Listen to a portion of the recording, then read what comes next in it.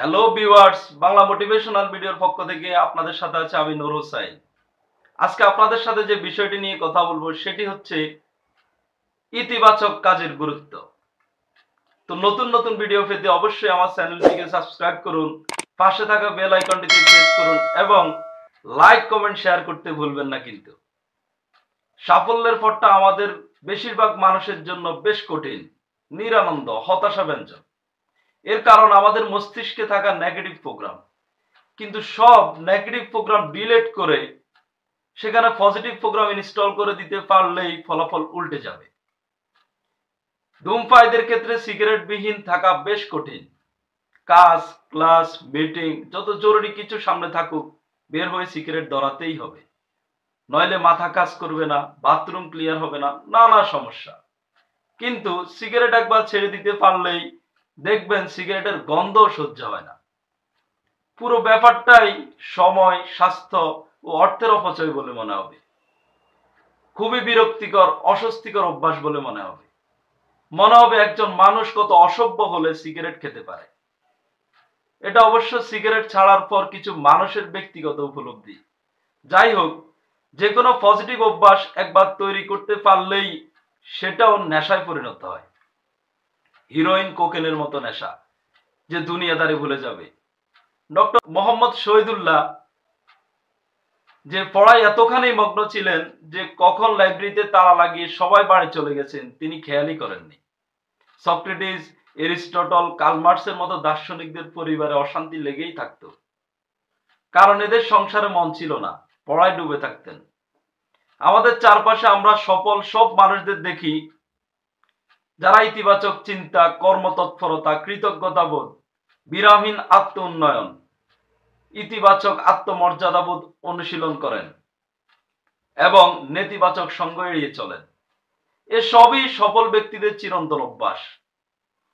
নেশার মতো কাজ করা ছাড়া, সাফল্যকে তাড়া করা ছাড়া এরা থাকতে পারেন না। একটা ভালো বই বা নতুন কিছু শিখা এদের কাছে যে কোনো কিছুর চেয়ে আনন্দদায়ক। নেতিবাচক সঙ্গ এদের কাছে আবর্জনা স্তূপের মতোই অসহ্য। সামনে যে কোনো সমস্যা আসলেই তার সমাধান বের করার আগ পর্যন্ত এদের বিরাম নেই। পজিটিভিটি এদের নেশার। এর বাইরে এদের দিয়ে ভিন্ন কিছু হবে না।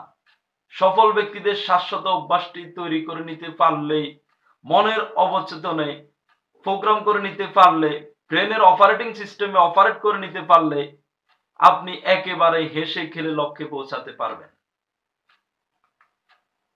কাজ ছাড়া সাফল্য অর্জন করা যাবে না, কিন্তু বেশিরভাগ মানুষের এই কাজ করতে ভালো লাগে না।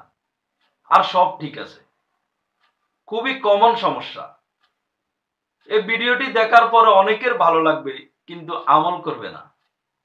সারা রাত ওয়াজ শুনতে ভালো লাগে, কিন্তু ফজরের নামাজের সময় খবর থাকে না। দেখুন, যেটা করণীয়, কর্তব্য, সেটা করতেই হবে, ভালো না লাগলেও করতে হবে। ক্যান্সারের রোগীরও কেমোথেরাপি নিতে ভালো লাগে না, তবুও নিতে হয়। ডায়াবেটিসের রোগীরও ইনসুলিন নিতে ভালো লাগে না, তবুও নিতে হয়।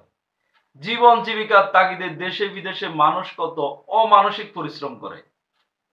কাজ করতে ভালো লাগে না এই অজুহাতে কাজ না করলে পরে আপনাকে আরো অপছন্দের কাজ করতে হবে, আরো অসহনীয় পরিস্থিতি সৃষ্টি হবে। ধরুন, আপনার ওয়াশরুমে যাওয়ার দরকার মানে 2 নাম্বার সিগন্যাল এবং একেবারে ইমার্জেন্সি।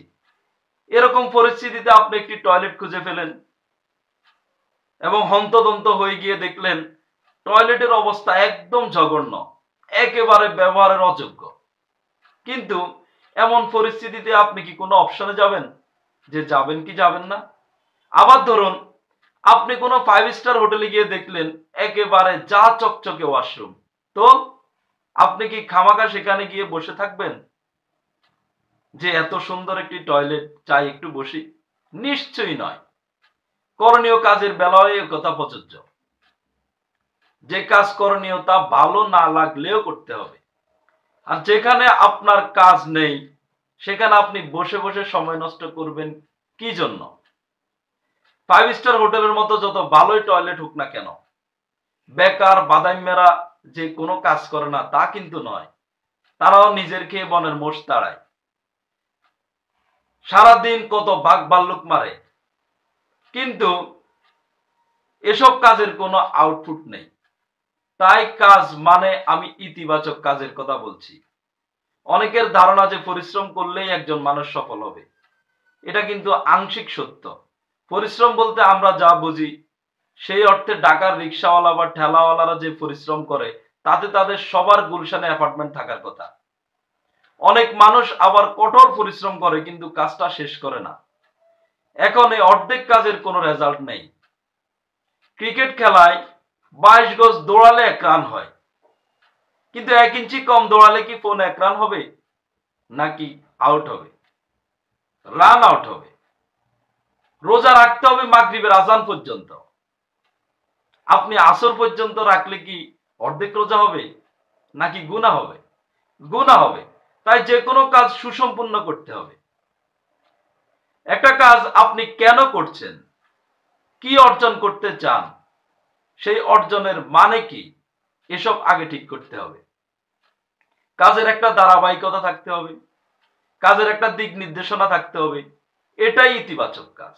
এই ইতিবাচক কাজে আপনি একবার অভ্যস্ত হয়ে গেলে কাজই আপনাকে নেশার মতো তাড়া করবে। এই ইতিবাচক কাজে অভ্যস্ত হয়ে ওঠার পথ বলে দিয়েছেন সেন্ট ফ্রান্সিস। কাজ যত প্রকাণ্ডই হোক না কেন, প্রথমে যেটুকু করার দরকার সেটুকু করতে হবে, এরপর যেটুকু করা সম্ভব সেটুকু করুন, এবং এক সময় দেখবেন আপনি অসম্ভব কিছু করে ফেলেছেন। একবার চিন্তা করে দেখুন তো, আপনি সারা জীবন যত ভাত খেয়েছেন সব যদি এক জায়গায় নিয়ে আসা হয়, তাহলে দেখবেন বিশাল পর্বতের মতো আকার ধারণ করবে। ঠিক সেভাবে আপনি ইতিবাচক কাজ একটু একটু করে করতে থাকুন, দেখবেন এক সময় আপনি বিশাল অর্জনের অধিকারী হয়ে যাবেন।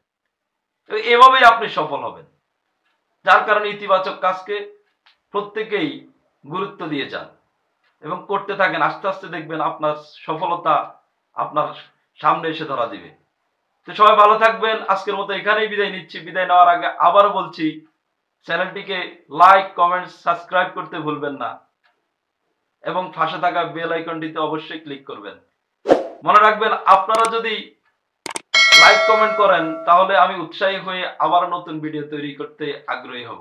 তো সবাই ভালো থাকবেন।